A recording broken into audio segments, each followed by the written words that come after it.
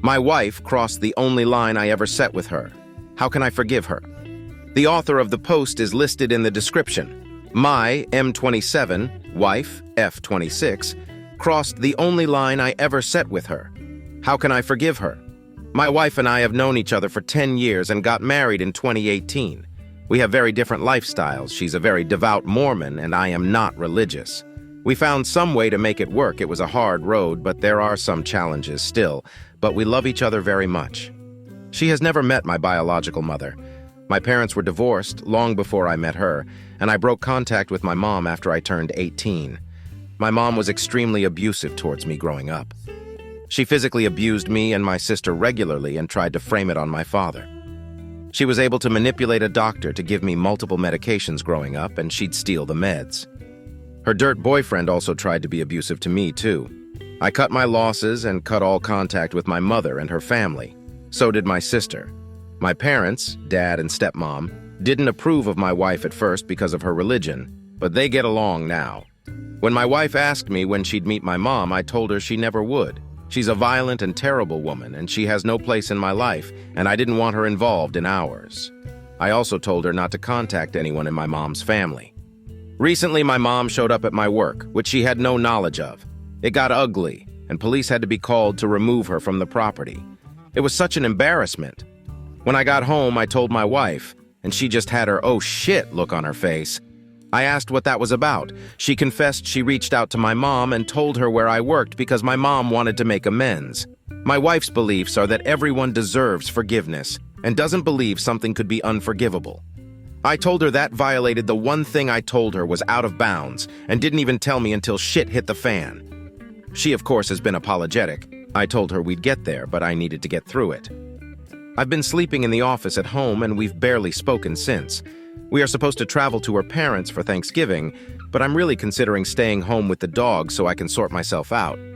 I'm not sure how to get over this. Edit. Added that she's met my stepmom.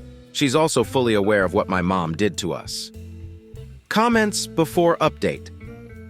Commenter. This would be akin to my husband bringing the person who molested me when I was a child back into my life.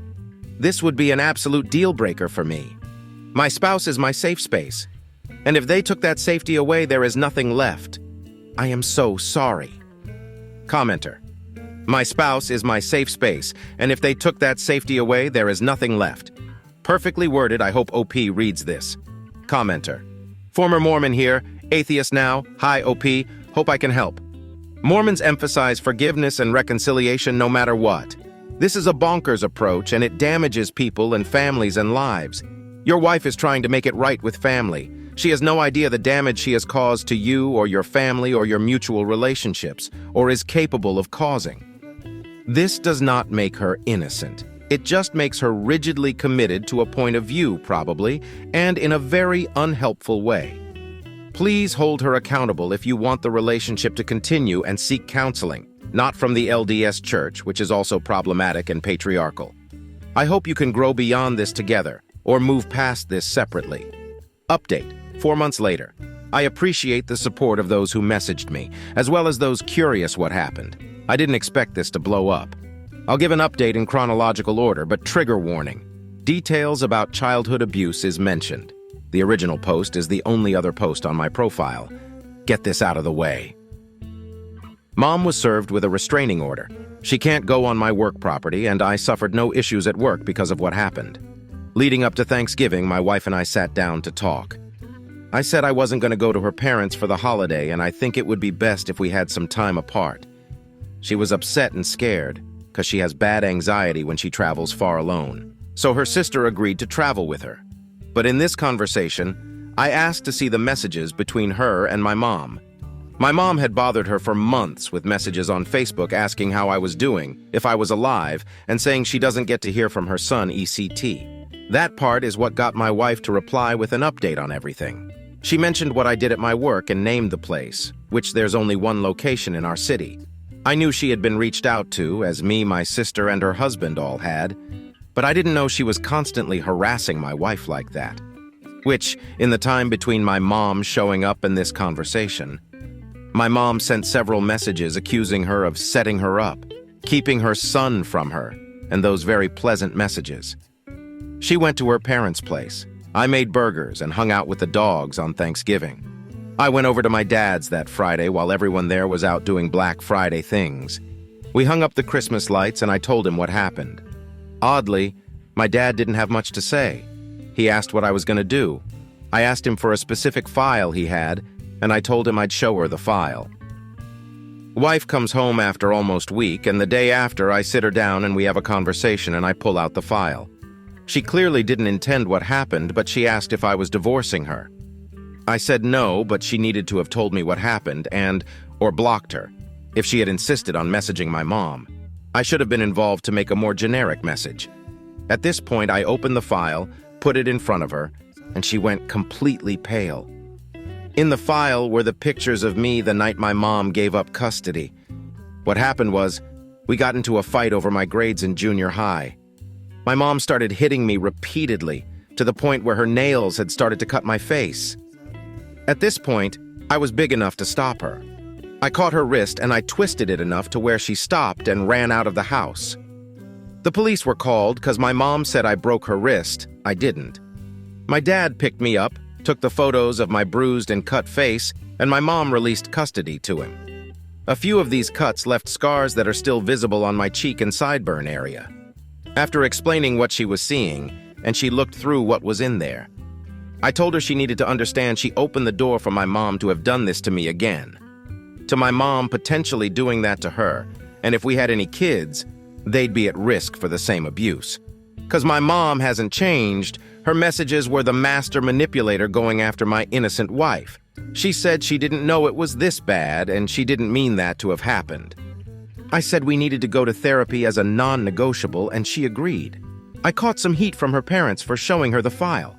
Her parents had me promise them I'd protect her and not ruin her innocent view of the world, I guess is the way to word it. She had a very slow grasp of real-world things that weren't very present in the church upbringing. Although they actually agreed she shouldn't have responded to my mom, which was surprising. I did some solo therapy before we did our couples therapy. She was a little upset because I was distant during the holidays, like I wasn't there. Apparently, I had some kind of repressed or undiagnosed PTSD, and I began dissociating again after that happened, and that was why I didn't seem like I was present. I feel like we are making progress. The therapist said my wife had this subconscious desire to fix things and make her perfect family because of some issues her parents had, and some issues on both sides of her family. So that was likely why she responded without checking with me. We have stopped trying for a baby for now, which she's devastated about presently because one of my stepsisters announced she's pregnant, and it really kind of hurt her because she really wants to be a mom. We are spending time together again and sleeping in the same bed. She's tried really hard to make it up to me, and she's been trying to read more about abuse and understanding those things, which is hard for her. We tried to get things back to normal throughout Christmas and New Year's. Presently, we are doing our therapy every 2 weeks, and I see my therapist the weeks in between. Thinking back, showing her the file with those pictures may have been a step too far. Our therapist said it was probably a lot for her to take in. But I said it in our session, and I said it the night of. She needed to completely understand what door she opened, and what repercussions could have come from what she did, and what could happen to our theoretical children if she opens that door again. I'm not sure if there was an alternative to showing her that file, but I think she understands what I really went through.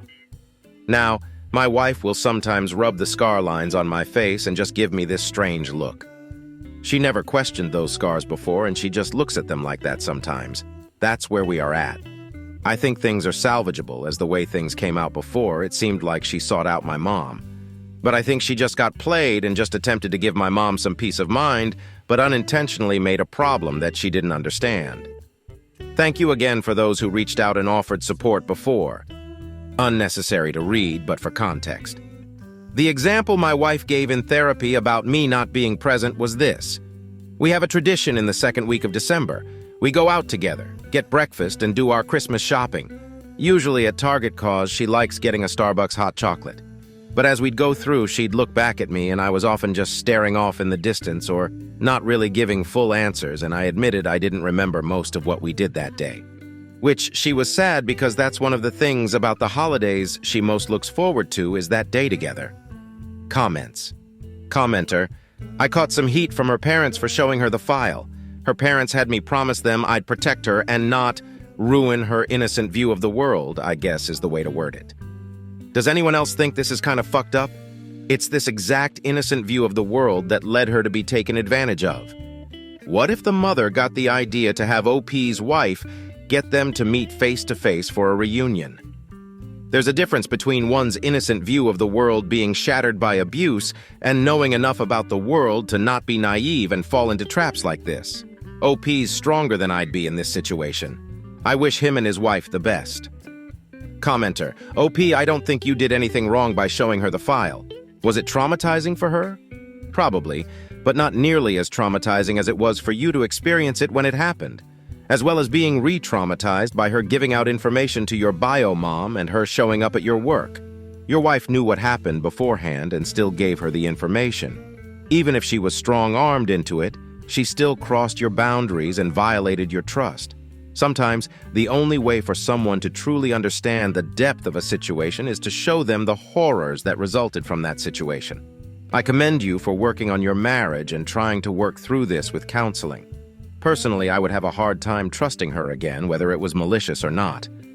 I'm big on the idea that marriages can be fixed if both parties are willing to put in the effort and as long as the situation isn't something that can't be redeemed.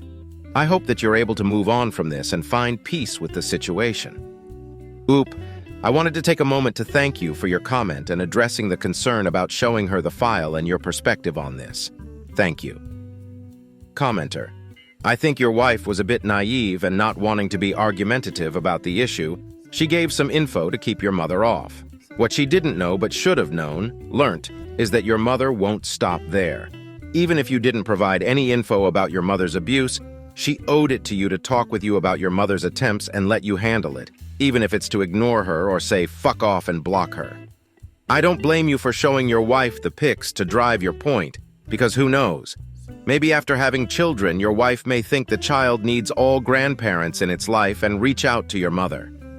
So it's good that you're processing all of this before thinking about children. When both of you are in the right place, and I hope it's soon because you deserve it, you will be able to work past your trauma and live your life happily. Oop! I think you're 100% spot on.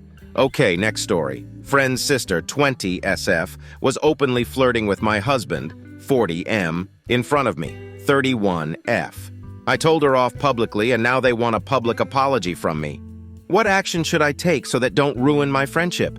I, 31 F, am close friends with Lisa, 33 F. We met at college and became roommates and I love her to death.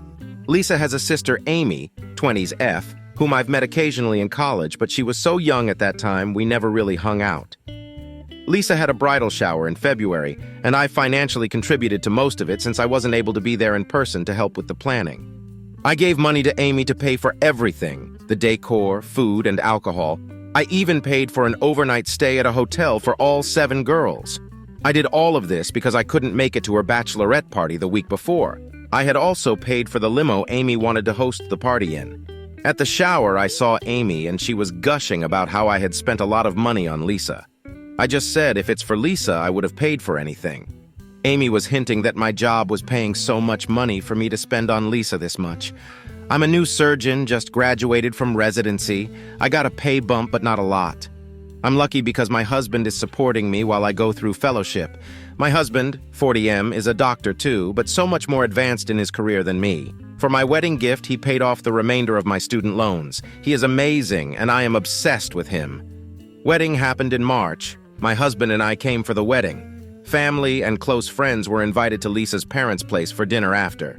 Amy was very handsy with my husband. Even during the wedding, she was asking him about his job, how smart he was to be working in the ICU, how hot he was, how he looks like a young Alain Delon blah blah.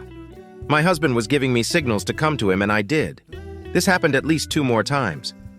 At Lisa's parents, Amy was wrapping her arm around my husband's back and was serving him drinks and food.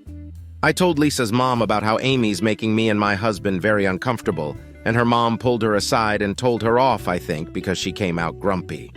She was still acting like a crazed teenager because when we wanted to leave, she wouldn't give my husband his jacket back to him and kept sniffing it. I had a feeling that she was drunk and completely out of it.